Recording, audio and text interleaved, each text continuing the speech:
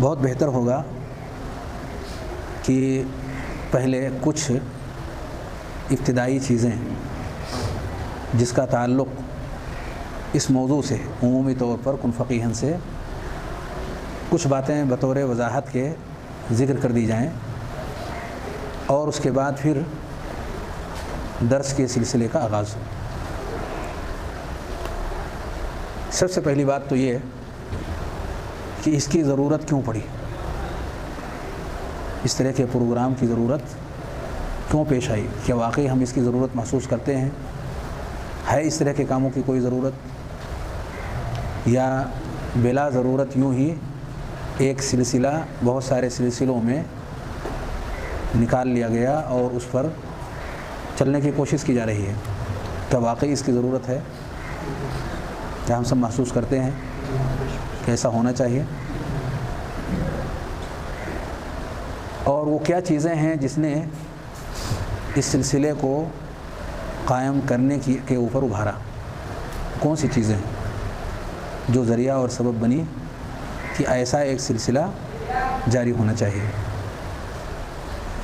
دراصل ایک عرصہ سے یہ چیز محسوس کی جا رہی تھی، اور بذات خود میں اس چیز کو محسوس کر رہا تھا کہ میدان دعوت میں ہندوستان کے طول و عرض کے اندر جہاں علماء طلباء کی ایک ٹیم اتر کر اپنی پہنچ بھر وہ اللہ رب العالمین کے پیغام کو پہنچانے کی کوششیں کر رہے ہیں، وہیں ایک ٹیم یا چند ٹیمیں ایسی بھی ہیں جن کا تعلق علم شریعت سے ڈائریکٹ نہیں ہے، علم شریعت کے حصول سے ڈائریکٹ نہیں ہے۔ بیک گراؤنڈ اگر دیکھا جائے تو تعلیم یافتہ ہیں، ڈاکٹر ہیں، انجینئر ہیں، اور بھی بہت سارے علوم جو عصر حاضر میں پڑھے اور پڑھائے جاتے ہیں۔ الحمدللہ اس میدان میں انہوں نے اچھی کاوشیں اور محنتیں کی ہوئی ہیں، لیکن شوق ہے، لگن ہے، دلچسپی ہے کہ ہمارے ذریعے سے بھی اسلام کی باتیں لوگوں تک پہنچیں۔ اس شوق نے انہیں کچھ حاصل کرنے اور حاصل کر کے لوگوں تک پہنچانے پر ابھارا اور آمادہ کیا۔ اچھی کوشش ہے، لیکن جہاں ایسی کوششوں کی قدر کی جانی چاہیے، وہیں پر کچھ چیزیں ایسی بھی نظر آنے لگیں کہ جس سے اصل مقصد پر حرف پڑنے لگا، سوالیہ نشانات آنے لگے کہ بغیر دقیق جانکاری کے لوگ ایسے میدان میں داخل ہو گئے ہیں جو کہ ان کا اپنا تخصص نہیں ہے، اور ان کے ذریعے سے کچھ فتنے بھی رونما ہو چکے ہیں۔ بہت سارے مظاہر آزمائشوں کی شکل میں ہندوستان کے مختلف علاقوں کے اندر نظر آنے لگے۔ یہ ذرا افسوسناک پہلو تھا۔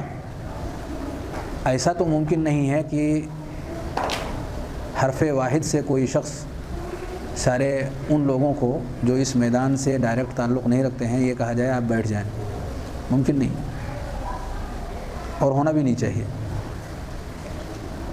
ایک درمیانی راستہ سوچا جا سکتا ہے، اور اسی سلسلے کی ایک کڑی یہ بھی ہے کہ کیوں نہ ایسے باذوق، باشعور، حوصلہ مند لوگ جو واقعی کچھ امت کے لیے کرنا چاہتے ہیں تو علی علم و بصیرہ، جانکاری بنیادی طور پر اہل علم کے ذریعے سے حاصل کرتے ہوئے، ان کی نگرانی میں رہتے ہوئے کچھ چیزیں کتاب و سنت کی از خود لیتے ہوئے، استفادہ کرتے ہوئے میدان میں اتریں، تاکہ غلطیاں کم ہوں، فائدے زیادہ ہوں، نقصانات سے بچا جا سکے، جو آزمائشیں ہمارے اوپر مسلط ہو چکی ہیں ان میں تخفیف ہو جائے۔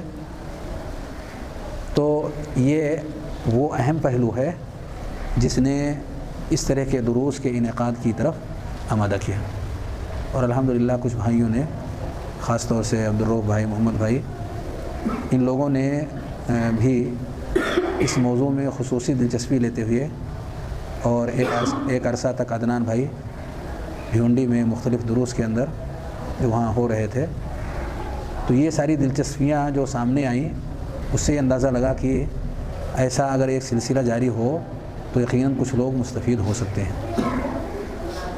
تو اگر یہ سوچ صحیح ہے اور یہ اندازہ اگر برحق ہے تو واقعی ایک جگہ نہیں مختلف جگہوں پر اس طرح کی کوششیں ہونی چاہیے تاکہ لوگ زیادہ سے زیادہ علم شریعت کو، کتاب و سنت کے علم کو ڈائریکٹ حاصل کر سکیں ان وسائل کے ذریعے سے جو اہل علم نے ان علوم کو سکھا کر کے، جنہیں جاننے کے بعد ہم کتاب و سنت کا علم صحیح طریقے سے حاصل کر سکیں گے۔